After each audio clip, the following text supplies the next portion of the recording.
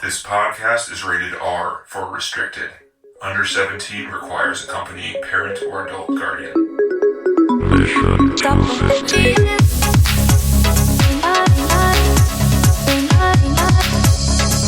We're watching a movie that's 25 years old today. It's not that old today, but that's how old it is in general terms.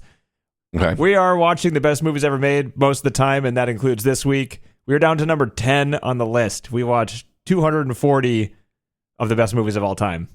Just to kind of put that, I like to mention that every episode now, just to put it in context, because kind of hard to believe. But 1999, Fight Club, David Fincher film, rated at number 10. 25 years old at this point. We all saw this when we were much younger people. Yep. And now we're watching it again. So let's go to the 20-second spoiler-free reviews if there are some people on the planet that haven't seen this yet. That's true. You can have a little quick review, and let's start with John. What do you say, John? I am John's mild disappointment. I saw this. I loved this film when I was little. This film still has some great flourishes, but it's kind of boring in parts now. It's sort of weird. Like, it still has some good performances, but it just doesn't hit like it did. And maybe the toxic masculinity stuff is sort of annoying now that it wasn't before. Okay. Nice. TC, how about you? You sound like you're agreeing with Sean. So there was a lot of it that I did remember liking more than I did this time, and it just kind of dragged on. Yeah, I don't know. I got bored with the process, and I already knew the end. So I think like that kind of right there alone is like, this doesn't, like, none of it's that unbelievable because you already know what's going to happen. So yeah, I didn't really like it. Oh, weird. Okay. So first of all, this movie introduced me to the Pixies, so thank you, movie. And then secondly, I don't remember most of this movie from when I watched it. Like, the scenes made, like, I remember the scenes, but like the whole weirdness of the plot, I forgot how like out of control the plot was in this movie, and I enjoyed that. So But all right, 20 seconds over. I don't know. I can kind of see where you guys are coming from. I just think this movie is just entertaining. There are certain things that are, the acting is really good. Well, Brad Pitt's abs are entertaining. He's enjoying himself. It's great. It is really good. Holy shit, man. But there are some parts that made me cringe. Like John said, it's like there are some things that are just like, fuck consumerism, you know what I'm saying? Is that what a real man looks like? Nah, not in those tighty whities. Yet Brad Pitt is sporting the fucking Pitt's what a real man looks like, right? Yeah, right. Exactly. It's like, there's hypocritical shit in it. You're just like pointing at it. You're like, you're making fun of him, but that's you, Brad. That's you right there. You're what are you guys Brad talking Pitt. about? right, exactly. He comes across as gross. He's like the girl in that movie where she takes her glasses off and becomes a hot chick. He is like the glasses on version. That's what they're trying to get at. And I think I bought it when I was a teenager because like, he's eating chips on the phone. He scratches his ass. Yeah. He's dirty all the time. He's like, oh yeah, he's supposed to be whatever gross. he Sure, wants. it's Brad Pitt supposed to playing it, right? But like, you're not supposed to necessarily think that he's like Brad Pitt, you know? Right. He's like Maybe some other dude. But watching it this time, I'm like, he's fucking Brad Pitt. It's hard not to see it. So a lot of the points don't really stick. I think what did you guys think of the voice? voiceover? I thought that the narrator, like, it was kind of, at the first I was like, yeah, it needs this. And then by the time it got to like 2/3 of the way through, I was sick of hearing Edward Norton talk. I mean, I really was. So I don't know if that also kind of got to me and made it boring once I got annoyed with his voice. And it was just like, this is, all right, I get it. I fucking get it. And we know, yes, you're a psycho. All these people aren't real. Like, fucking hurry up, you know? That's kind of where I was by like 2/3. But it didn't mean I didn't like it anymore. You know, I thought that the beginning stuff, it really does like a high pace. You move right through stuff. It's kind of like, it's got a good editing, sort of pace into it. So it keeps you engaged. But then after a while, I just kind of, like John said, got a little bored of it. I mean, I just like the way, I was impressed by the way it starts, where it starts and where it ends. Like, it starts with just a regular old guy who can't sleep, figuring out a way to deal with how he can't sleep so he can sleep again.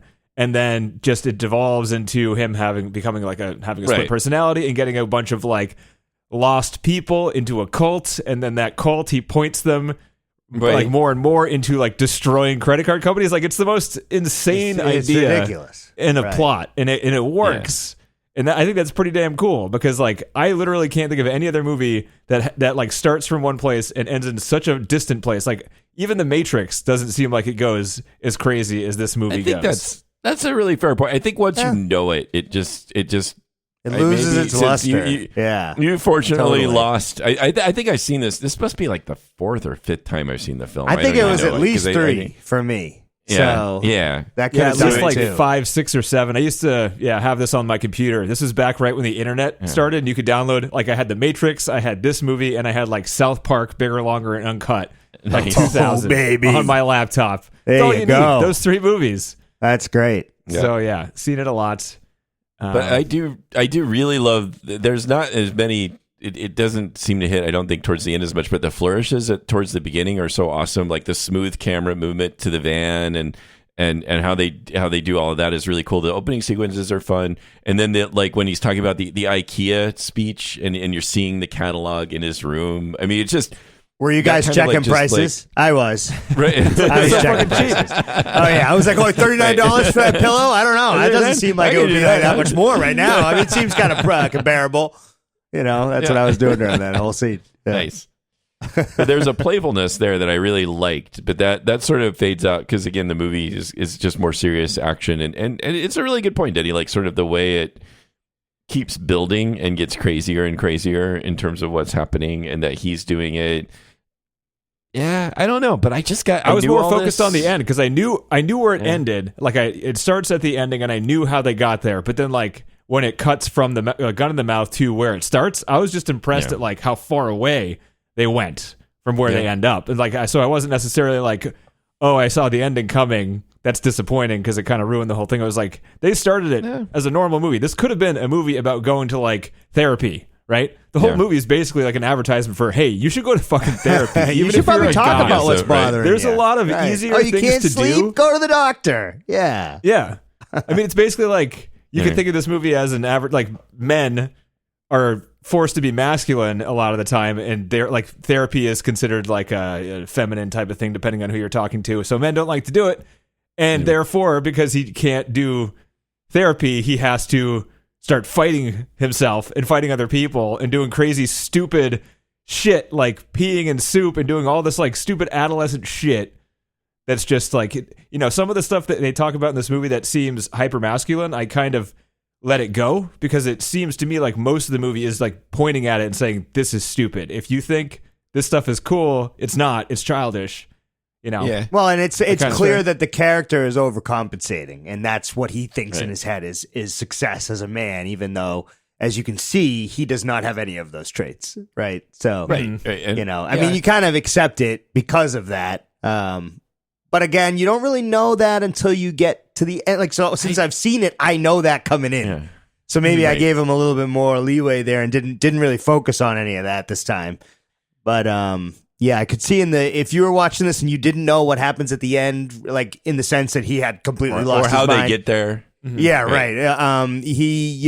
You could maybe try to think some of this is cool if you mistook it the wrong way, I guess. I mean, in the 90s too, this or 2000s, whatever, this was, that's how people thought too. So it wasn't as weird, I think, then either, Or when you're Maybe younger not. too, you know? it like it's like American Beauty, like in that, like when I saw this and I was young, I thought there was a depth to this. Me too. I thought that there was something. I thought there's there was some a depth to coolness this one. to There's it. more depth to this one than American Beauty, I think. I know, but I thought, but still, at the same time, Just I the think idea of like the things you own, like they know. they start to own you. That line by itself, I'm That sure was it's a been good said other line. places, but it's it's a good line. Yeah, right? And it it is. still holds up. You're Some right, of the you're right. So ideas that's fair. about like being anti-consumer are good. They go over the top sometimes, so it's kind of hard to take it entirely seriously. But there's still some good stuff in there, I think.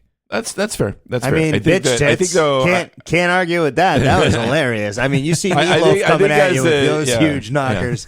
I don't know. Yeah, he was- I mean, he was great. I forgot about that, and then when I saw him crying, I laughed at that stuff a little bit. You know, I instead of- laughed a lot more this time than other times. Oh, like, I he kinda says, saw it as just a comedy cry. a lot of Come the time. here, and he goes right into his chest, and it leaves the face imprint. Money. That was great. His name was Robert Paulson. His name was Robert Paulson. Yeah.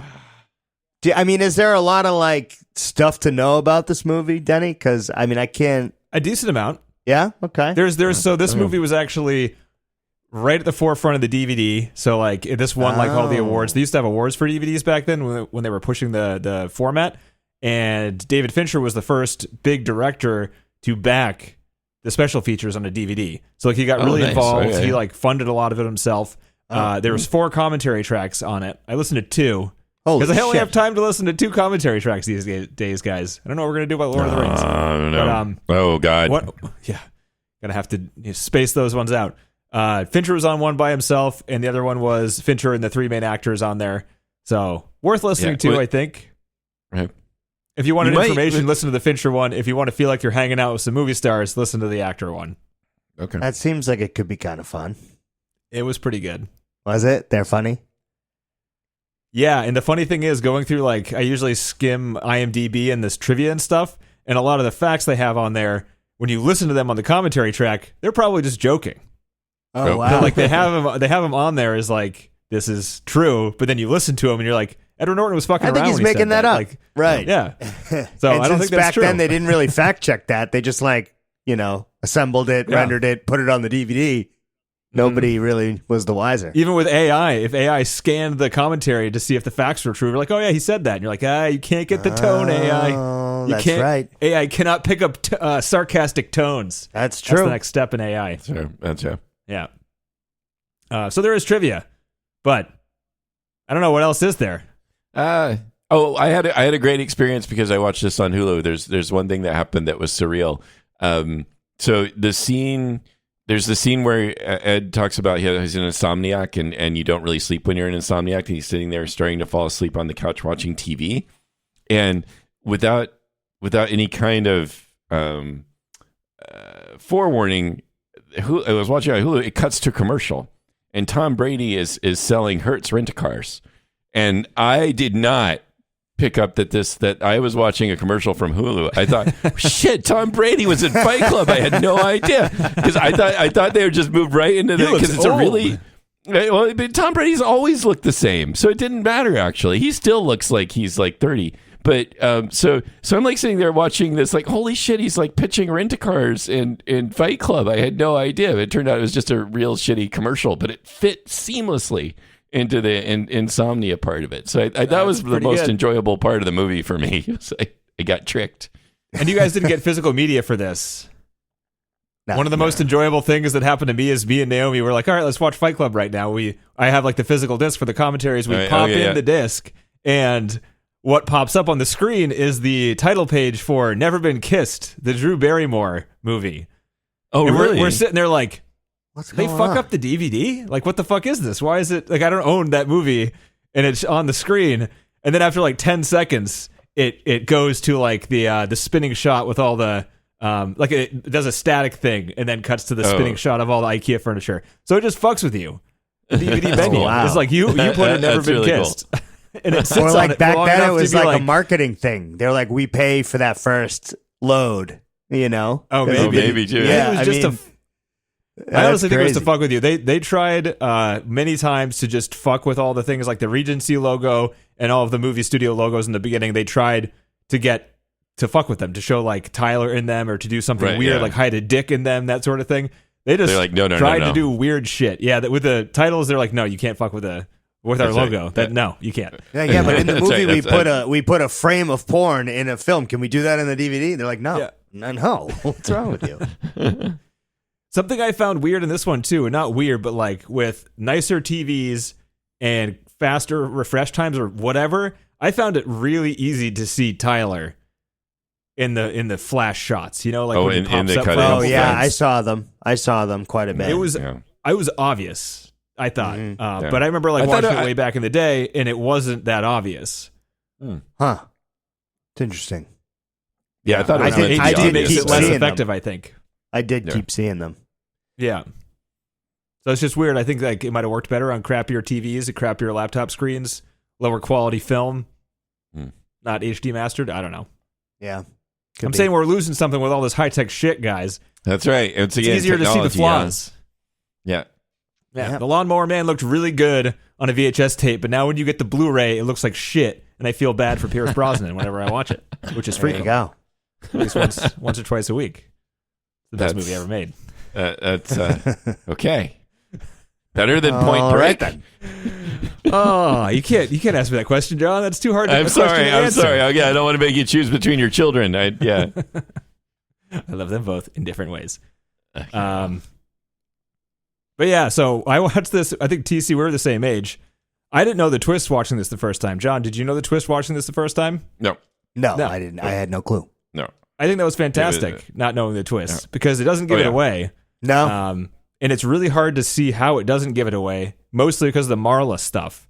Like Marla, her interactions with him, it wouldn't make sense in any other way watching it knowing that they're the same person, right? Yep. Right. Because she comes up to him, she tries to like fuck him in the kitchen, and he's like, "Get out of the house," and she gets pissed, and you're like, Well, you just think Why that would- she's just like just after anybody or something. Like she's just really trashy or something is what you sort of think. Well, and they there, kind of give it or- away yeah, because yeah. she shows up everywhere, right? Like, what are the odds that there'd be two people crashing all of these groups on the same nights at the same Yeah. time, right? Like, it kind of gives it I gives it a think little bit of setup. If but you know the it end, does. I kind of saw it happening. I thought that was nice. It was like they really did a good job of burying some of that, the lead, right? They really just kind of like, sprinkled it in there. And then, did you catch that? Oh, why would there be two people at these places all at the same time? Huh? Oh, at the end, yeah, it makes a lot of sense now, right? She was at every single one because he was at every single one, right? Okay, got it.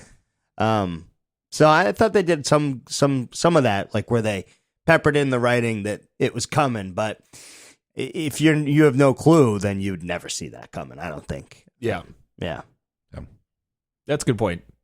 Yep. But it was good. But then now that you know it, I still with TC. It's like move it along. I know that. Okay, come on. Yeah, I Moving know. along. I was a little disappointed at that point. Like 2/3, I'd say. Yeah, I know.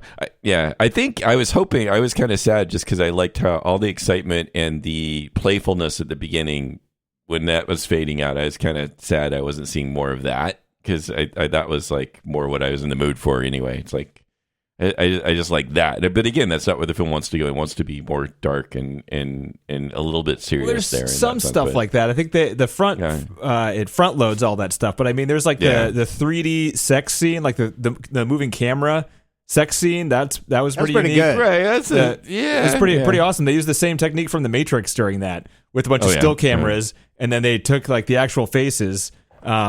Both the actors were both clothed, and then they put the CG nude bodies in there with their faces for these 3D shots. Yeah, They had the camera shake and go off the rails when Brad Pitt's like, "You are the all dancing, all clapping crap of the world," or whatever he says. yeah. Shake that. Okay, that's true. Good points. I mean, what else is there? There's some stuff. Harder to think. The beginning is definitely all that. It's like the first 10 Yeah. minutes is just crammed full of that. Yeah. effects stuff. I think that's Cool. What else we got, guys? All right. Not else? much. But Ed Norton's best role, probably. Primal Fear would You like to have a think? word with you, John. Yeah, I don't know. I never saw Primal Fear. Is it any good? Yeah, it's I don't know. great. Oh, yeah? This is his best role. Okay. I think by Well, far. no, didn't know about that one. I Yeah. mean, the other one that I really liked him in was Birdman. I thought he was really good in that. He was good in Birdman too, yeah. Yeah. Agreed. I guess I Better than haven't really Primal Fear? seen too many other No. things with him in it. Oh, yeah. So I wouldn't Have you know. seen Primal Fear, TC? I mean, it sounds familiar. I don't know It's if got I Richard saw Gere it. in it. Richard Gere? Like- Yeah. No, I think Trial the only Richard movie? Gere I've seen is Hachi. It's the only Gear. What about Pretty Woman? No, You seen I'm that one? That's kidding. it. It's That's not the best possible. thing ever. That is not a possible statement in No. our age group to have not seen something with Gere. Greer. Richard. You guys haven't seen Primal Fear. That's a really good one. I don't know. I mean, I can't remember. You know, man, you could tell me, hey, did you watch that one in the list? I'd be like, I don't know. The fuck? So, To give credit to this movie, there are a bunch of scenes that stick out as like scenes that are really memorable compared to a lot of other movies. Oh, yeah. Plus, Yeah. like there's pop culture stuff like rule number one of Fight Club is you don't talk about Fight Club. That's still I know. in the Yeah. lexicon, it's true. which is Yeah, it's very true. impressive.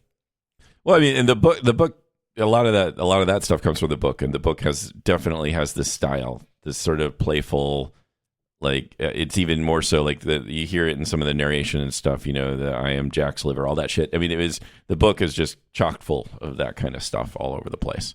So it's also there's a lot of playful words and just a lot of sort of like going off on tangents just like, he talks about the barrel of the gun and how they, right at the beginning of the book, it's like, there's the barrel of the gun. It has the silencer that you drill these holes in. This is why you have to have a silencer this way. And you silence it because of the noise the bullet makes, and it makes it because of this. And then, it just goes zoom off into track. a tangent before going back to how then you wonder about how dirty that gun is, sort of, and then kind of getting back on track. Kind of that happens a lot in the book, and it's fun. Yeah, I mean, does he? it's a cool idea of like that, the idea of being an insomniac.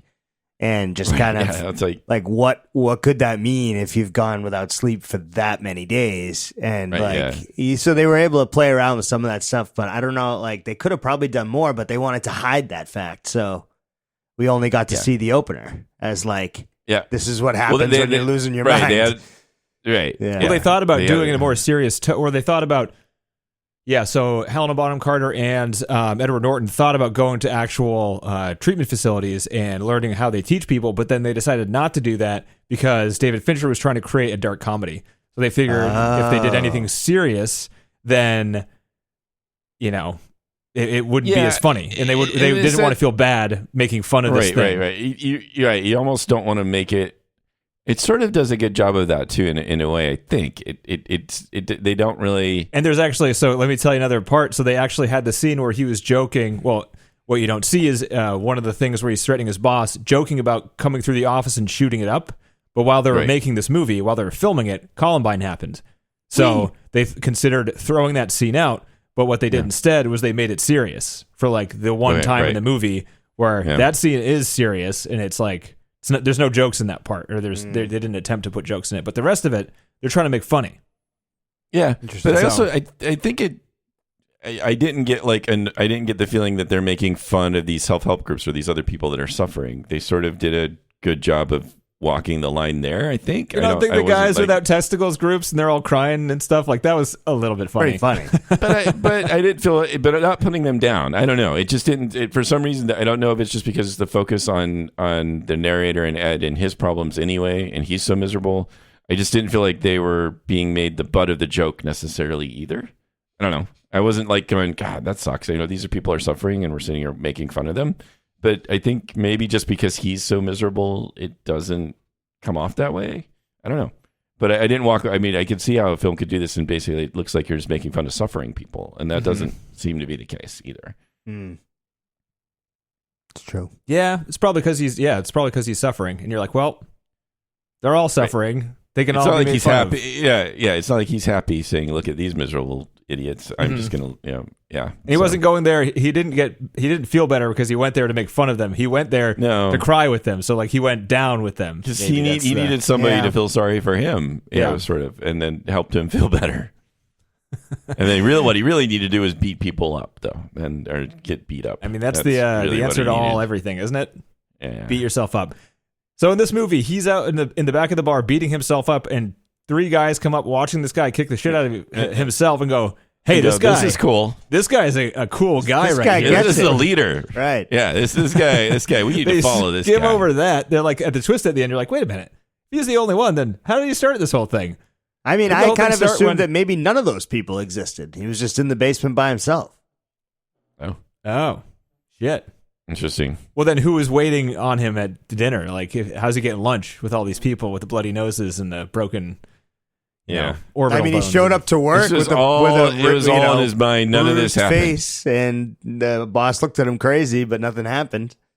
That's how he came up with the idea for the movie. He was Chuck was the writer of the book, out camping one weekend, and one of the campers near him was playing music really loud. And he went over to tell him to shut the music off, and he got beat up by the other campers. Oh, that sucks. So, and then he went to work the next week, and he had all these cuts and bruises on his face, and nobody at work said shit to him. So it was just like, this is so weird. Like, I look like I got punched in the face multiple times, and nobody is saying shit to me. Everybody knows I got my ass whooped, and they're just saying nothing because they're being polite. So then the idea of the first thought of the book was like writing something about how in work environments you're just like very emotionally disconnected from everybody else at your work, and people just want to kind of not have any resistance. Like they see you have issues, and they don't want anything to do with it. This is only going to complicate my day. Yeah. So, right. And potentially my life. Right. Right. Yeah. That's true. So just hi Bob, how you doing? And we move on. Yeah. The seeds came from that. And he also said for the book that he was writing the narrator, Edward Norton's character, and Tyler Durden as two different characters, and he only thought of making them the same character when he was already 2/3 of the way done with the book. Oh, wow. So he wasn't necessarily like, he realized, he's like, oh, these guys are kind of the same, just like different ways of looking at it. They're kind of the same, and then he just made him the same person. And So there you go. was he on a commentary track? No, too, or was No, he? he wasn't. Okay, you just get different separate interviews or separate things that he said. Gotcha. yeah, about the book specifically. Yeah. He also wasn't involved in this movie. He didn't want to write the screenplay, he said, because he doesn't like writing screenplays, and he didn't want to like screw up and ruin his own work. Fair. And he also said on record that he liked the movie better than his book, which that's a nice. Yeah, that's a nice compliment. Yeah. Unlike Stephen King, who just shits on everyone, unless it's That's an right, exact page-for-page remake of the words, which is fine. Which means that the endings suck. That's all fine. Yeah. I just read, so on a tangent, I just read the Mist, the short story. It's like a novella. Oh, yeah. And number one is Frank Darabont's Shawshank Redemption, and Frank Darabont, his last movie was The Mist. Oh. So we could do that too. Okay. Right before. You don't want to do The Mist, John? No, the mist is irritating. Oh, no. Well, there goes that idea, Denny. I'm doing it anyway. John's going to be You irritated. do it anyway. I will. If you guys insist, I can do it. I'll and insist. express That my movie's irritation. freaking great. Oh, And do if you TC hate hasn't seen something, it- John? We're doing it. That's just Yeah. what it is. Awesome. You don't have a choice. Let's go. You should have said you were met on it. You We should have would've said passed. you loved it, and then in which case we would have Oh. said never mind. Okay. All right. Well, let's let some time pass, and I'll see if I can refrain that. There's a Okay. nice book So, corner in it for you, John. It's only 70 pages. The Mist. That's fair. That's a pretty good That's fair. size That's for an a easy. podcast. That's an easy pass. Yeah. There you go. What else from the movie? None of this stuff really matters talking about. Like, he shoots himself in the head and he somehow only kills Tyler. I mean, is that even worth bringing up? That doesn't No. really- I never understood You that. can't even. I mean, Because none of it could be real. All of it could be fake, Yeah. including the But bomb. he also somehow True. the bullet goes out like. it Like the doesn't guy go could straight literally through his just brain. be It goes out in the side. middle of a warehouse by himself, thinking he's killing people, and he's just I didn't think in there that. by himself. See, if that's your point of view, that would have annoyed me more. I'm pretty certain in my view that like only Tyler Always was the think- made up guy. Yeah, and everything else was real that happened, like Nah, all the because- exploding buildings and everything. I don't think so. I Nobody think else they're all flashed. Nobody else flashed for a frame on the screen. TC. That's true. Only Tyler did. That's a good point. That is a Yeah. very good point. Mhm. But the idea that that girl would be at every single place that he is, I don't know. Also, if she's there, he shot himself in the head. How did he kill Tyler and not her? Huh? Well, He's there probably you go. killing all the imaginary people in his head if he's shooting at Yeah, one right spot. now. It's a good question. Yep. Good point. That's right. Do you like the movie better now? No. Shit. Yeah. Still boring. Well, I About tried. 2/3 of the way through.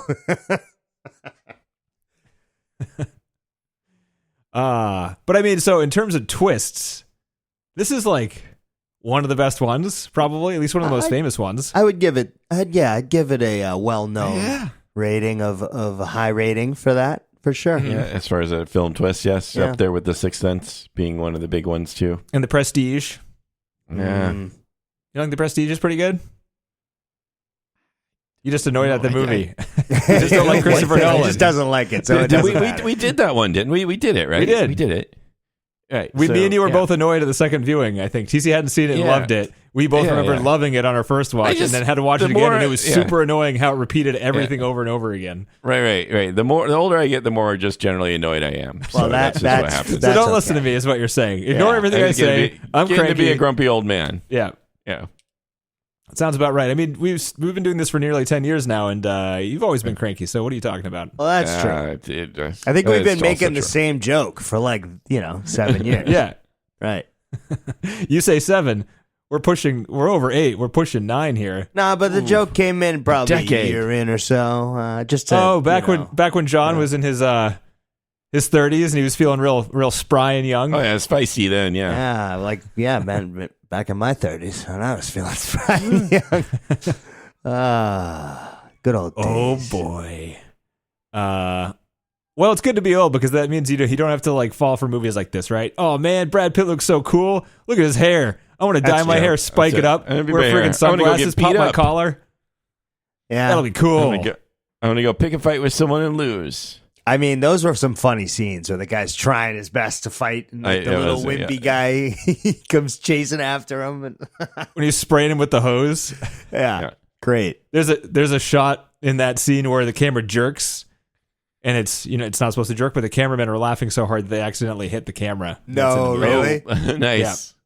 Because it was awesome. a lot of this movie was improv, and that whole scene was improv. Oh, no way. Yeah. Really? That's cool. Strangely. That's great.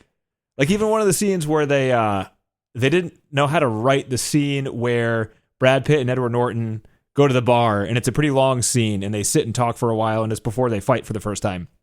They couldn't figure out how to write that. They had multiple people try, and they kind of took the best ideas from all the attempts to try it, and they just gave Brad Pitt and Edward Norton all these ideas, put 2 cameras on them, and ran, and just had them improv take after take after take, and they changed it up a lot, and they had 38 takes, which is typical Fincher, just fucking all day, maybe a couple days, same scene.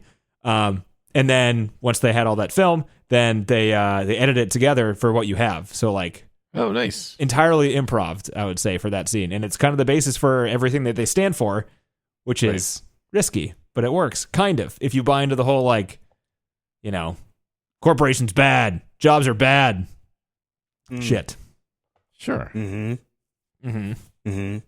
The Way to be a premise is hypocrite, great. too. The conclusion is just what sort of messed up. What are you gonna do? Then it does. It's Corporations are bad, but if you're not getting your veterinary license, then you're also bad too. If you join the system, you're bad. If you don't join the system, also bad. Everyone bad. Yes. Everything's Everyone- bad. Everyone sucks. It's all gonna Yeah. go to hell. And listen to our podcast. Yeah. Like, and subscribe. It's all flowers and rainbows over here. Right. All right. Commentary time. Yeah. Yeah. What do you got? Wait, do we have book corner, John? Do you have anything else to say on the book? I just not really. I started to read it, and I think I'm really just not in the mood for this tone for some reason. I don't know why. Again, maybe just being old, but I was kind of sad about that. But I read the book when I was younger, and Is it because they're it's just- irresponsible and yet they think they have the answers, sort of thing? kind of. I don't know. It's just also there's sort of a smirky humor to it that it's like I think it's not even. I feel bad being annoyed by it, but I just don't want it right now. I just don't feel like it right now. It's like, What do you feel like, John? It's What very movie clever. It's a good question. would you Denny. want to Let's start watch? there. No, I don't know. Have you seen The Wild Robot? Robot, John? No. Oh, did you see it, Denny? How was it? I saw it. It was great. I think it would be Was? right up what John needs right now. I Maybe thought I need a wild robot. I thought it was Yeah? good. We've been hearing about that. But anyway, again, the book. If you like the tone of the movie and the clever wordplay and stuff, the book's chock full of it, and it's pretty good. It's not a very long book. The so stuff that's that all I would annoys say about John, front to back. it. At least this week. Maybe I'll be happy to read it like some other time. If you like to read a book and every other sentence you like to think, oh man, that'd really piss off John, then this is the go-to book. No. I don't think so. I wasn't pissed off at all. It was really, I was reading it and just like, oh, this is clever. I just don't want I just this hate right it now. Fuck this. Yeah. It's clever. It's good. It's well acted. Well shot. I'm not saying it's Cool bad. ideas. I'm I just fucking saying hate I it. don't want it. It's like, I'm not trying to even judge it. I'm just like, this is It's just like not someone what I'm in brings the you mood like for. a nice freaking lobster with some asparagus on the side, pre-cracked with drawn butter already on the top, and the guy's That's shoving right. it in your face. Like, I don't want that right now. And you're like, what? That's What's right. wrong Just with you? not right Like, now. I don't want know. it right It's- now. I don't like lobster. I know. I don't eat, rats of the sea, and that's just the end of it. Oh, how dare you, TC? You're one of those. Oh. I am one of those. Uh, I don't eat lobster. So you could do that. In fact, that's exactly what I would do. what about I would steak? say, What about I don't like, want this right now. Just like Something John else. said for the something movie. else that's really good and well prepared. You're just not in the mood for it. It's Right. just like, I don't know. It's just not what I want right now. I mean, it's a this lot. list, if it was It's a meal, intense. It's in your if face. this list was a meal, it would be a bunch of conflicting foods, and you probably just got a tummy ache at this point. Yeah, just acid If nothing else. indigestion coming Yeah. back. It's going up. It's not going down.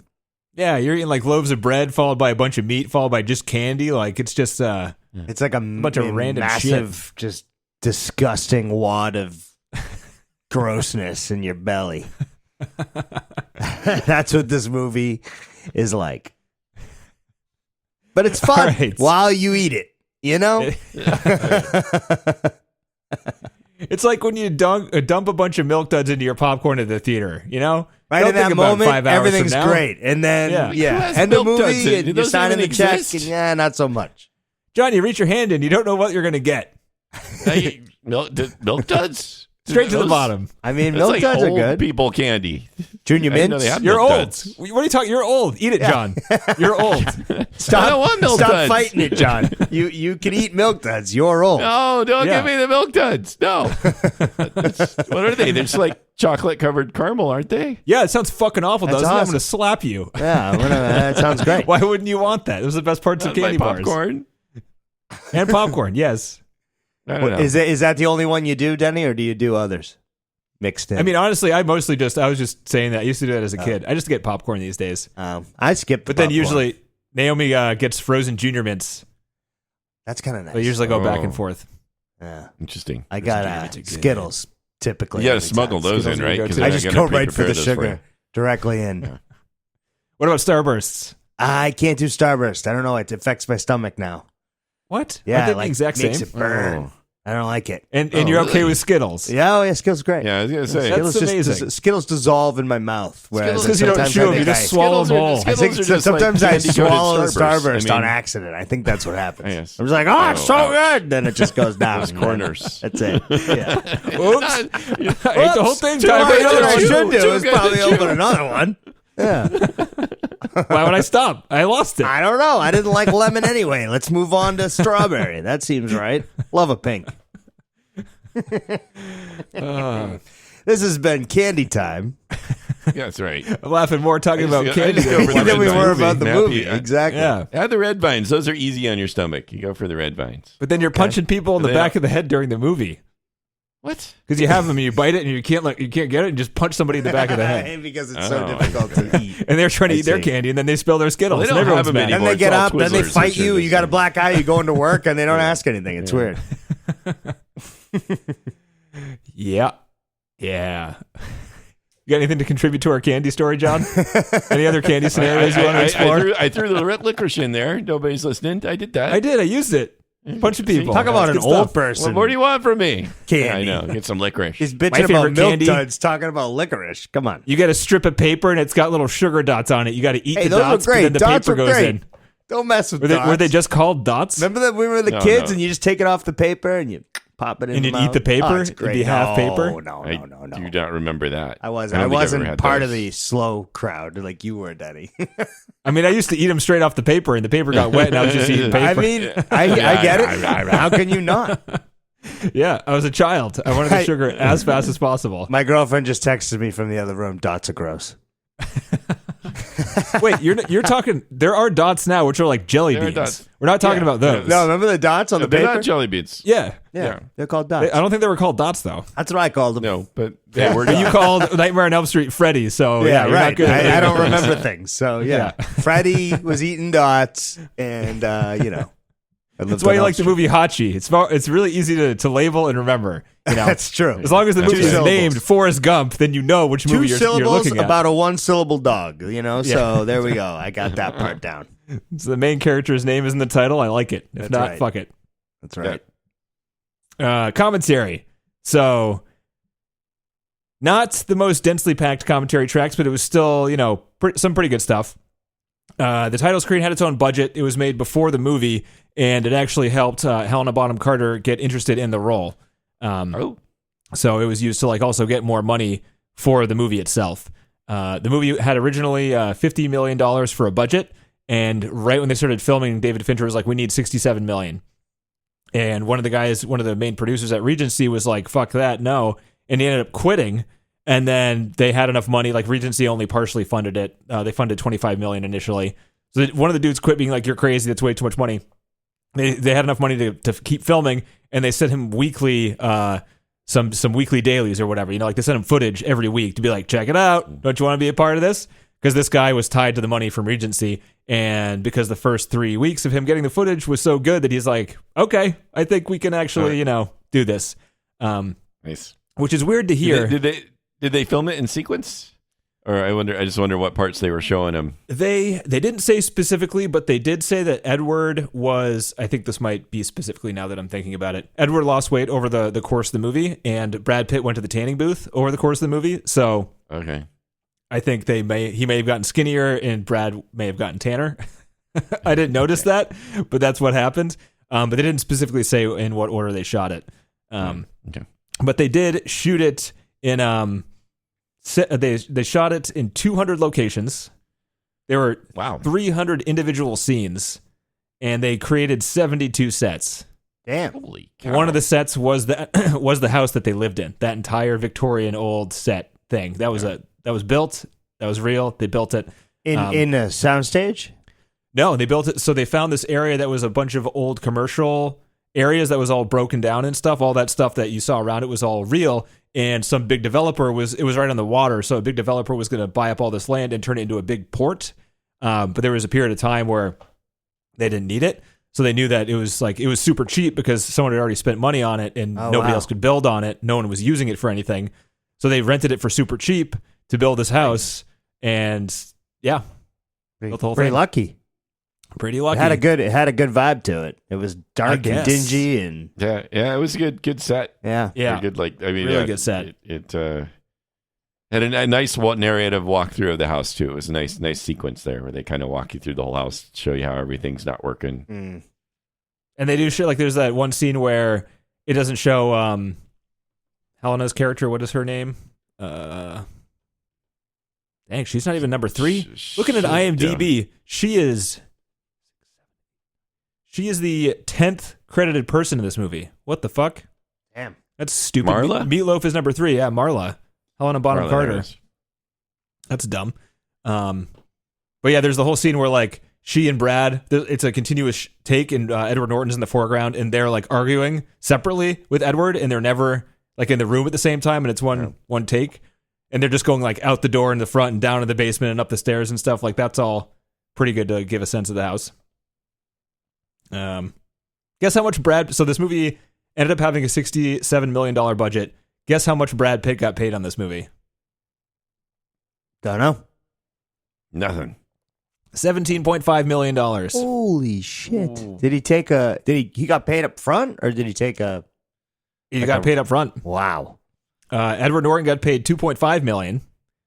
And they didn't say how much Helena got paid. Because I'm sure it was less than $1 million. It was probably nothing. Yeah, because she was probably nothing, ninth on the list or whatever you said. Yeah. But the funny thing was, this movie was sold with Edward Norton and Brad Pitt. So what happened was, this book came out, and there was instant studio interest in the book. And Fox bought it up pretty immediately. David Fincher read the book, loved it, and was like, I need to make this. What do I do to get it? His agent figured out that Fox had already bought it. It's not something that Fox usually buys because, like, it's a weird idea. Like, it's violent. It's all over the place. Fox at the time stuck to, like, tentpole stuff. So it was kind of surprising they had it. Fincher really wanted to do it. He got some meetings with the execs there and was like, I love the book. I have some really good ideas. Like, I think it'd be perfect for it. Give me some time. Let me put something together. Don't give it to anybody else. Like, I'll do some free work. You don't have to pay me. I'll write a script. I'll put together all the stuff. Just don't do anything until I come back with this package. And they were like, okay. A year passes. He hired a bunch of people to write a script. He put together an entire storyboard package. And he had Brad Pitt and Edward Norton as his mind. Like, he put together a budget too. Like, he had this entire thing. He just slammed down on the desk being like, bam, there's the movie, front to back. I don't want to change anything. This is exactly what we're going to do. What do you think? And they're like, fuck yeah. Sounds great. Oh, nice. Got the blueprint. Might as well. Yep. So, and then they said, like, none of the execs ever fucked with them during the making of the movie. He said it was the easiest time he had ever had making a movie was this movie. And he was surprised because of how weird the movie was.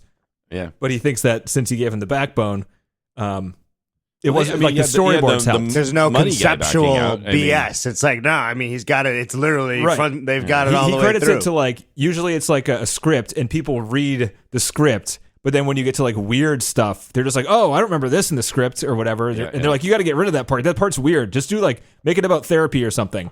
But with the storyboards, you know, harder to forget that type of thing. So, like, there wasn't any surprises as somebody, like, half read a script, you know, an executive half read it.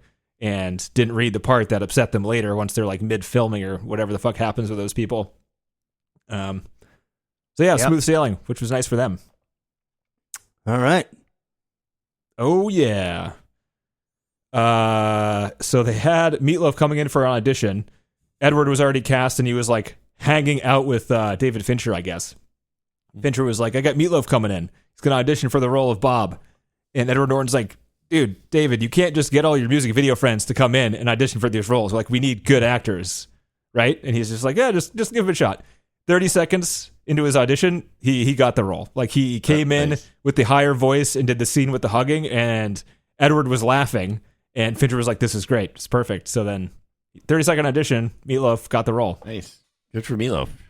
He was really good as like a non-actor musician He type. was great. I wouldn't have if he wasn't credited and I wasn't looking for him. I would have just been like, yeah, Bob was good. Yeah.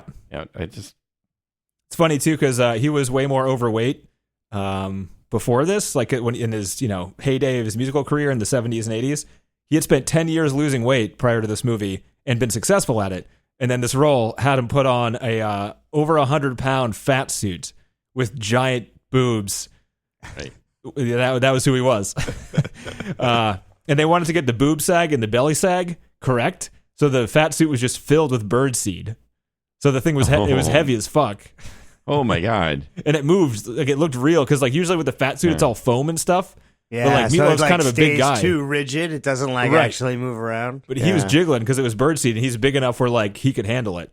But also like he's not as tall as Edward Norton, so he was wearing 8-inch lifts in this movie.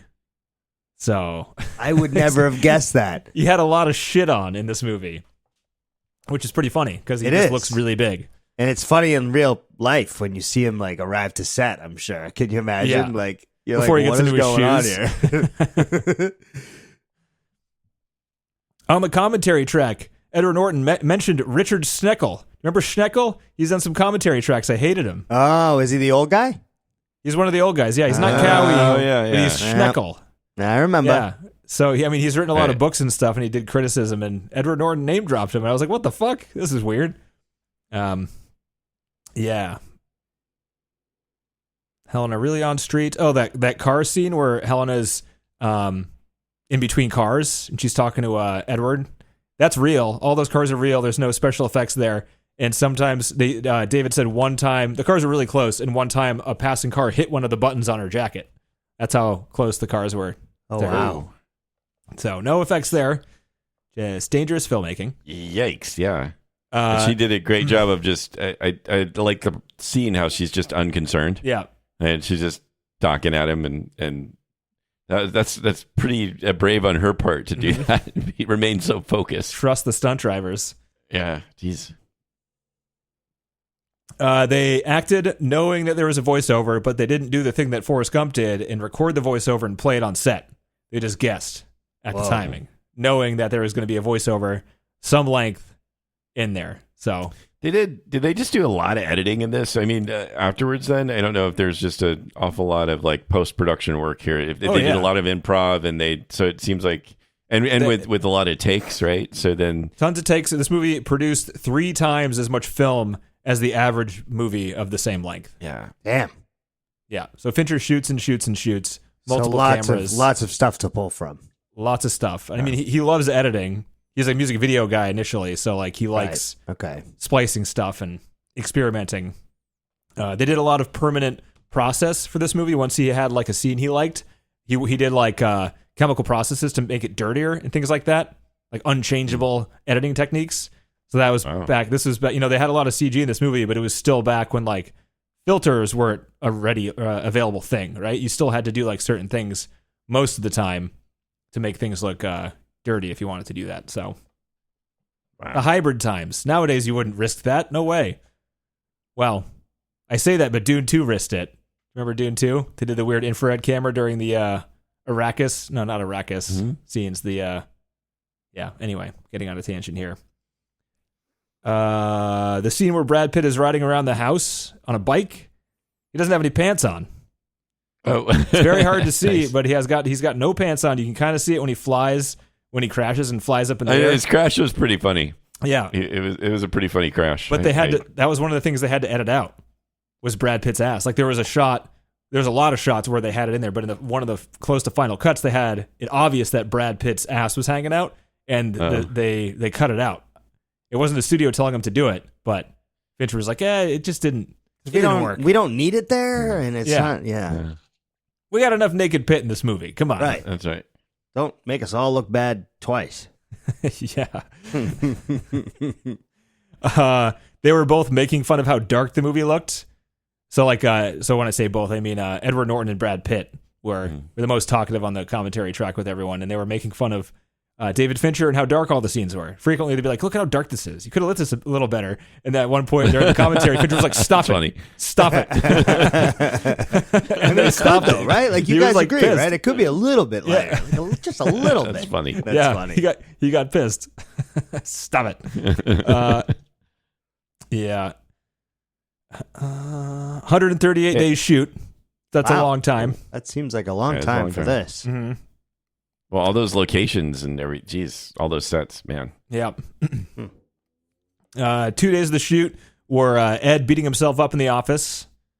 Took 2 days to get all that stuff. 3 days of recording orgasm sounds between Brad Pitt and Helena Bonham Carter. That's whole fun. days. 3 days? 3 days. They must have had no other shoots. No other scenes to film during that. Let's do it again. Let's 24 go back hours? to the top. Why don't we start from the top? Why don't you go first? Like what? 3 days? How 3 could it days. possibly take that long? And Edward Norton said this is the longest shoot of his career by far. He's in nearly every single scene in this movie. So he was there nearly every day for the 138-day shoot, which was tiring for him. But it must have been pretty cool, right? Like, yeah. I mean, he thought the movie was going to be good. So, what else we got here? The intro sequence is supposed to be zooming out from the smallest portion of someone's brain, and all the electricity is supposed to be fear. So it's basically like the movie is setting it up to be like the fear center in your brain is triggering, and this is what happens. Whatever. It looked cool. Whatever, man. Didn't really get that part. No, you Just definitely got don't that get we were it. coming out from inside the body, but it still looked really cool. Yeah. And the music was good. Kind of that Chemical Brothers type of music was fun. It was very 70. Right. It's very similar to Yeah. 7. I got one piece of trivia. let's hear okay. it. Do you have this? So, when he's that line about the things that came out of this girl's mouth, and she says, "I haven't been fucked like that since grade school." that There. was funny. The way that The he line in reacted to that. Sorry, Right. John, but the way that Brad no, Pitt no, no, reacted to go ahead. that was great. He's like, "Yikes, yikes."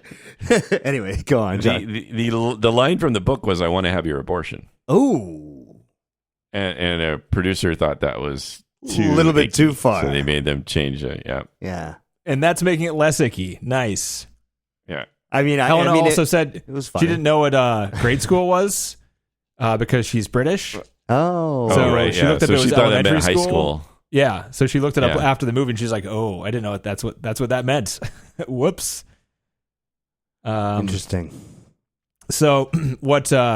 This movie is supposed to take place in Wilmington, Delaware. The book is in Wilmington, Delaware. John, as I'm sure you know, and they wanted to film it there, but there's a thing called clearances that movies have to deal with, and in terms of filming locations, you have to go and get approval from every single street, every building, the cities you're filming in, etc., to be able to use their name in the locations. And it's separate from just getting filming permits. And it's a huge pain in the ass. And sometimes it'll fuck up your shooting schedule, etc. So they basically just so they threw out the idea of actually putting it someplace real, and it basically takes place nowhere. This movie has no indication of where it's supposed to take place. But that naming thing also goes with human names. And Marla, whatever her last name is, Marla Singer, they had to check to see if that name existed elsewhere in the country. And the way it works is if there's 1,000 people, 10,000 people, somebody looks at the movie and says, "You used my name." They're like, "No, you didn't. There's a bunch of you guys. It's one of the other ones we used." And they can't sue you. But if there's only 3 or 4 of those people, If it's a they very can unique maybe name? sue you. Yeah. Oh man. There was only one Interesting. Marla Singer in the United States during the making of this movie. Oh. and someone needs to go and let her know. They couldn't get in contact with her. They chanced it and nothing happened. But they were very concerned about it the entire shoot. Yeah. Fincher was nervous. Well, that's just a weird thing to like. Imagine like the paperwork. That must be the shittiest part of movie making is going around calling people and be like, "Hey, can we use your name? Why not? Please, please." Like, how do you even do that? I'll pay you. How much? Shit, $5? 10? Don't hang up. They were really drunk during that golf ball scene. Oh, were they? Were nice. Hitting golf balls into the side of the catering van they had on set. Edward Norton did not eat the catering because he was trying to lose weight. This is fresh off American History X, and he wasn't supposed to be as jacked. The marketing team got the final cut of this movie and had no idea what to do with it. They didn't know how to market it. David Fincher wanted to do things like having like the name tags being like, "Hi, my name is," that sort of thing, or to go like anti-consumer and do like stuff on credit cards and stuff like that. They didn't want to do anything with that because they thought it was risky for therapy groups and corporations to attack them in certain ways. So what they did was they just focused on showing Brad Pitt's face and showing the fighting. So the commercials were just fighting Brad Pitt, Fight Club. You want to see it? Nobody did.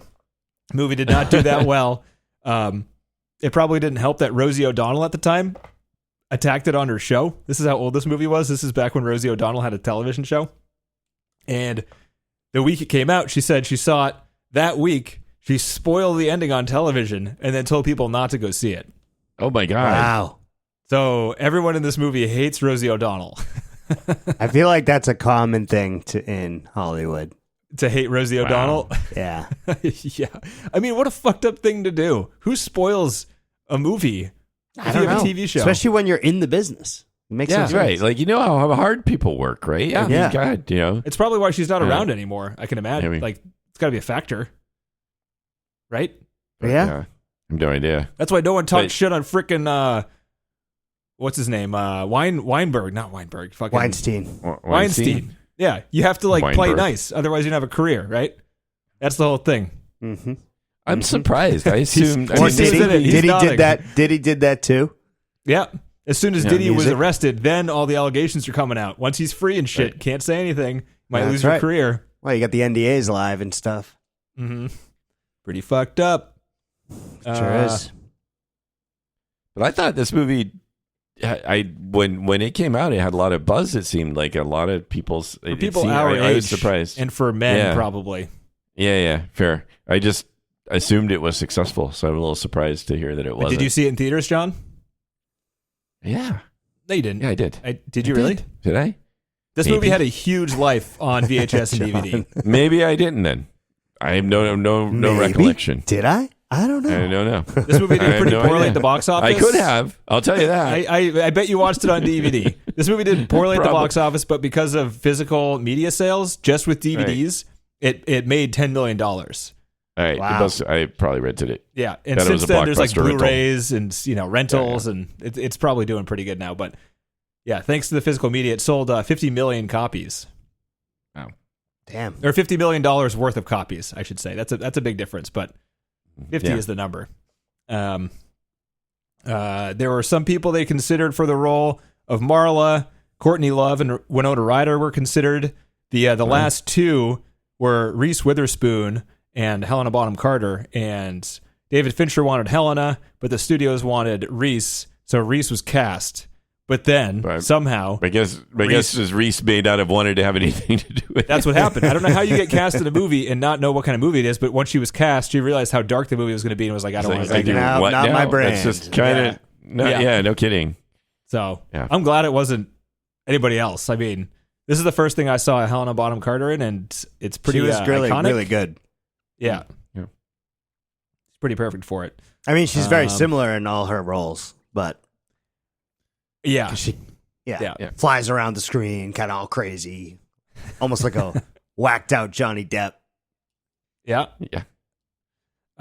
The shots, the one shot of the buildings blowing up, it took 14 months to make that shot. But Wow. sorry, Come again? Was it all CGI or what? It was all I mean, CGI. Wow. It was animated. They called it CGI, but it was animated. They said it was 4 million separately animated digital elements Holy in shit. that shot. Wow. 14 months. But that's not the most. That wasn't the most difficult shot. The most difficult shot in the entire movie. It took them the entire time they were filming and production and everything.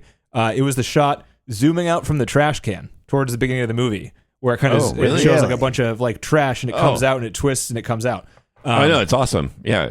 It took them forever to animate. It used some new reflective technology to make it look as good as it did. I mean, it still looks pretty good. Like a lot of the CG in this movie was surprisingly good looking.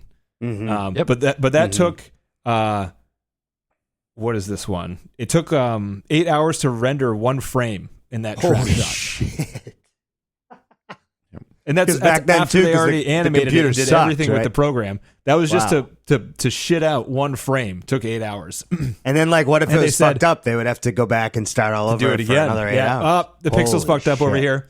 But they said they had to wet edit it. Splice it What does that in wet is what the term. It means it's fresh from the lab. They've just Whoa. got the image and it's still wet from the chemicals.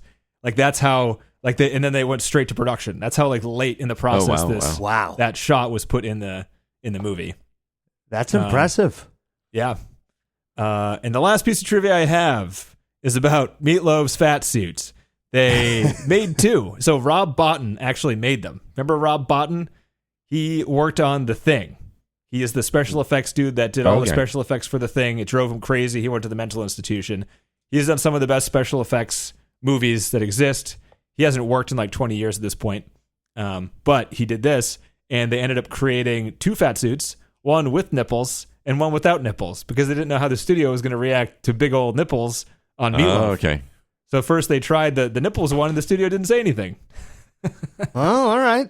And they're like, all right, I guess we're going nipples. I guess it went through. Imagine Yeah. that day. They must have celebrated. Got some beer. They say anything about the nipples? Yeah, no. Nothing. Are you Oh, serious? excellent.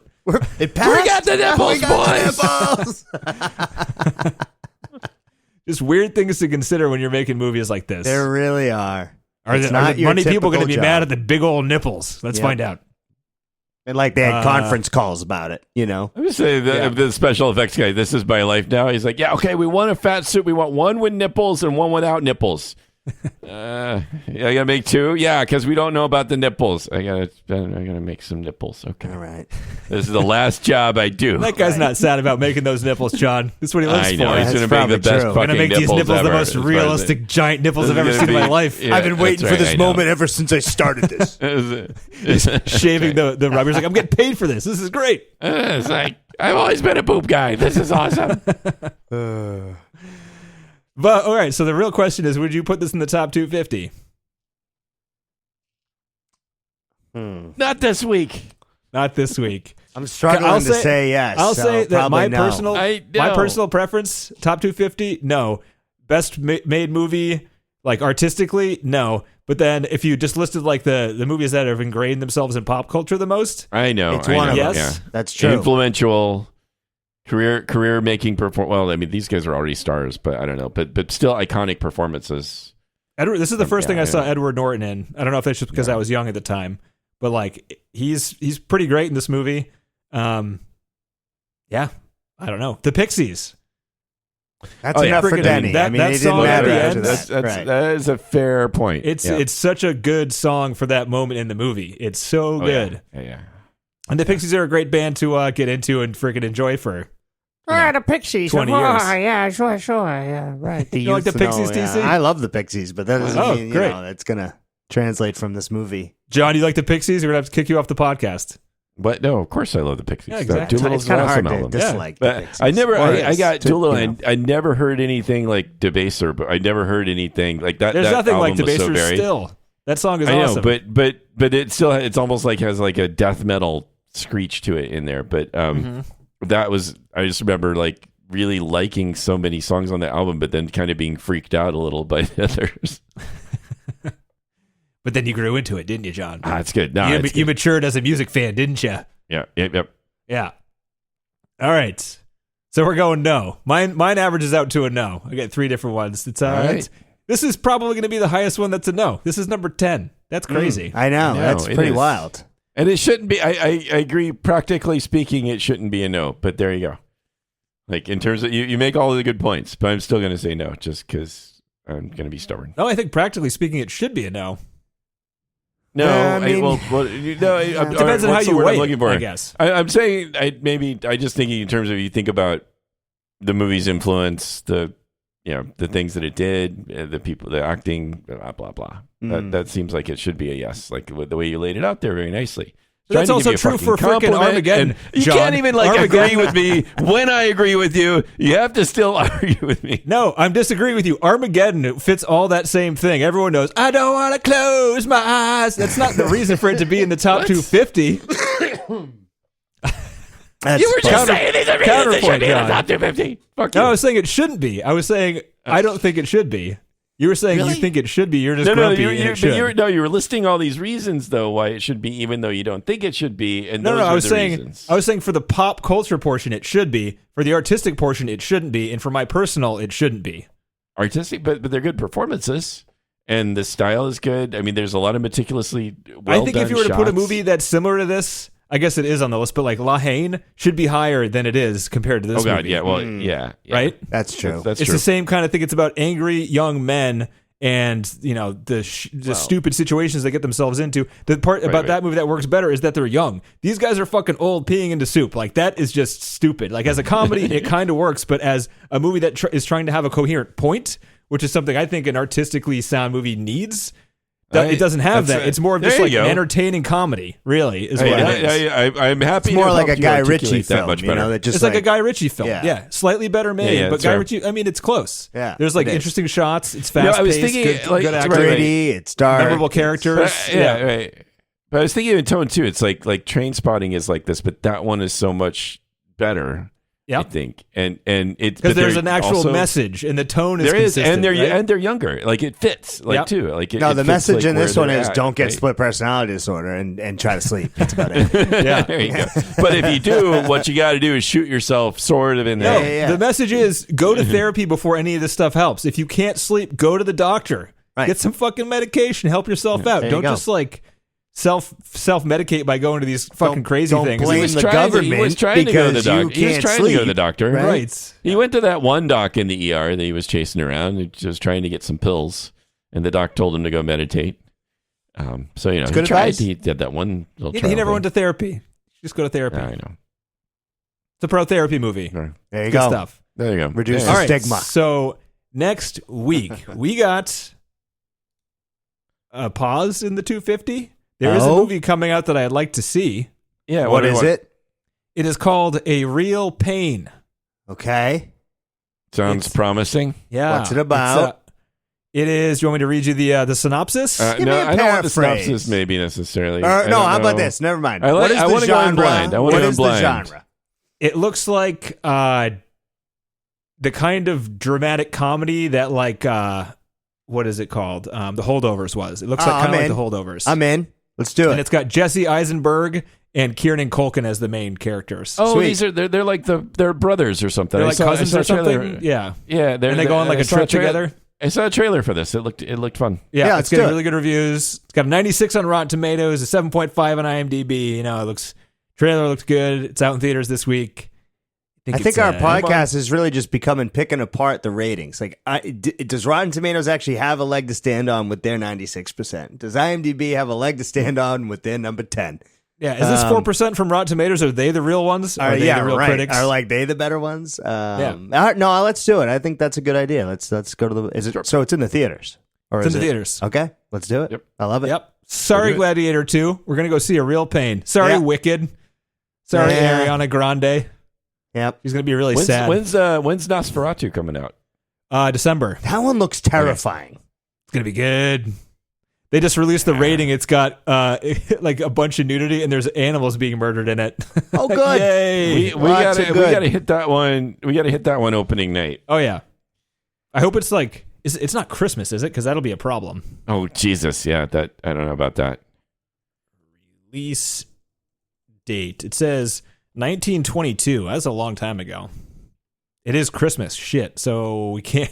I can't do that. We're not going to that one. Hi, right I off the traveled bat. across the country, No. Mom and Dad, but I'm going to go to the movie theater on Yeah, Christmas right. Day to go Hey, see sorry, this vampire kids, movie. I'm not going to be there. Yeah, well, look, Yeah. we're running out of movies. This is more important, kids. This is I'm desperate. sorry. You mind watching Nico? Yeah, she goes to bed at 6:30. She likes milk. All right, see you later. That's right. Yeah. See ya. All right. Well, we'll hit it maybe the week after. So. Okay. Yeah. Okay. Sweet. All right. So next week, a real pain.